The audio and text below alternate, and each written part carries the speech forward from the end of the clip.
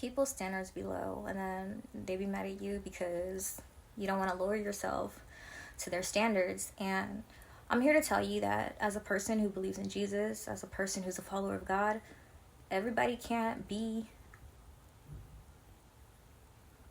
a person that you can just be nice to. Some people you have to be politely cold to, because if they don't want good for you, they're not going to want good for you later.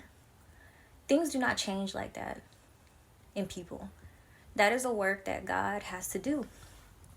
And me personally, I don't know about you, but I will always be too busy for negativity. I will always be too busy to be a person who's looked at to try to fix everybody's problem, because the real problem is that you are flourishing. That's not really a problem, but it's a problem to those who don't like you. And I guess what that all comes down to is, why should you care? And that is a rhetorical question. That's one of my favorite rhetorical questions, by the way. And side note, if they really, really wanted to change, they would.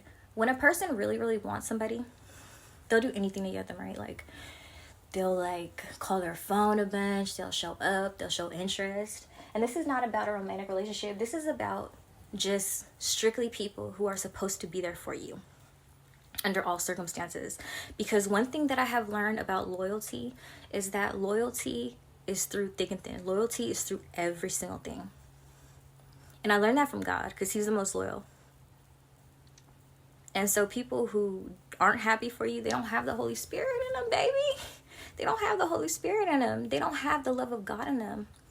And they take it for granted, because people think love is weak. Like, when you're nice to people, they're like, oh my gosh, this person is so weak. I could make them a doormat, blah, blah, blah, blah, blah.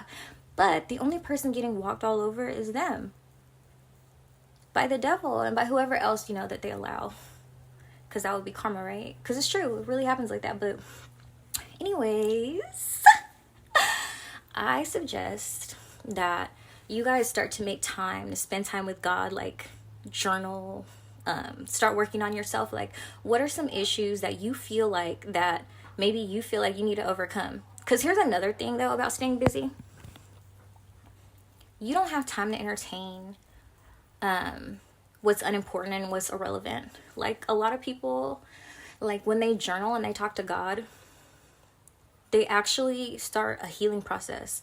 So anything that you're worried about, you need to be praying about. Anything that is a deep concern in you, you need to be journaling about. Spending more time with God and loving yourself. But